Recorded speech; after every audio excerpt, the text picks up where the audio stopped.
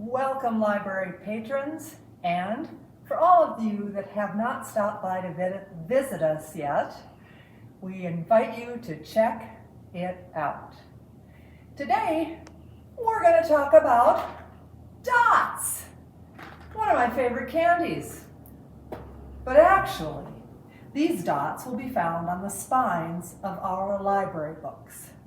Now, before we get started, I want to let you know that we place our books in certain collections, especially for children or young adults, based on an age range recommended by the reading level of the book. And there are many ways you can check that out online, talk to your child's teacher about their reading level, and so forth. So what we will use today are suggested age ranges. Suggested. Okay, now with that in mind, the first dot we will talk about is the yellow dot. And you'll see it's on the spine of the book. Now if the book is really thin, you might find it on the front of the book. The spine will also have the letters EC on a yellow dot book, which stands for early chapter.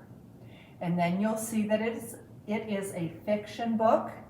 And the last piece of information will always be the first three letters of the author's last name. Now, a yellow dot book is housed on its own bookshelf on the south wall of the children's section. If you can't find it, you could ask us. We will direct you happily.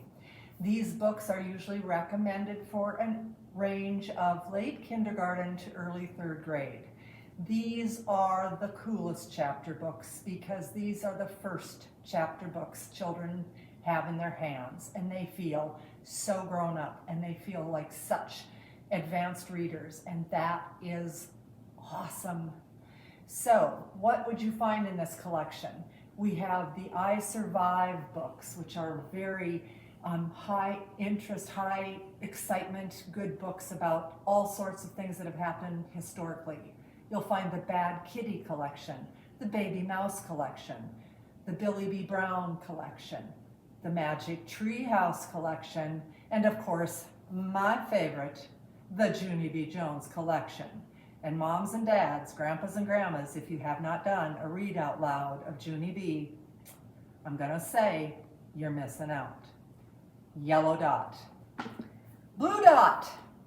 Gotta pick up the pace here.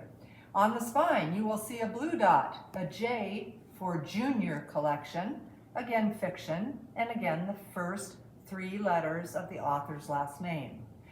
These blue dot junior fiction books are ironically housed in a section of our library that has blue bookshelves. How convenient is that?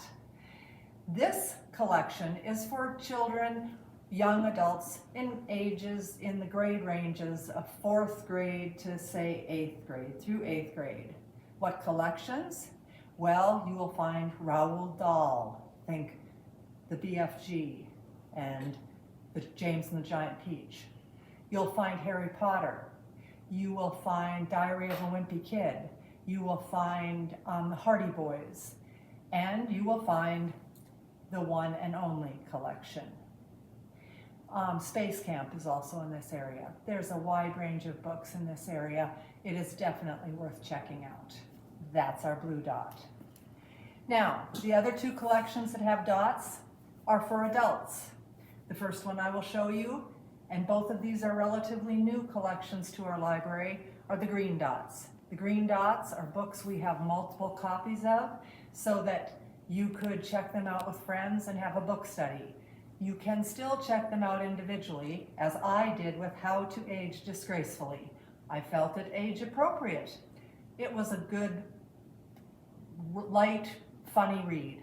But there's all types of books, genres in this little collection. Again, the green dot means we have multiple copies. So if you did want to do a book study, you could easily do that. And then finally, the gray dot. It's a very light dot. And again, both of these you will see, they have the dot, FI dot on their spine for you, a gray dot. These two collections are housed on the bookshelves directly west of the front desk where we check books out at. Or, if you saw a previous video, right next to the self-checkout that you could use to check these out. So with all that checking out, I'm reminding you that we talked about dots today. And if you stop in this afternoon and tell me you watched this video, I'll even give you some dots. So stop in and check it out.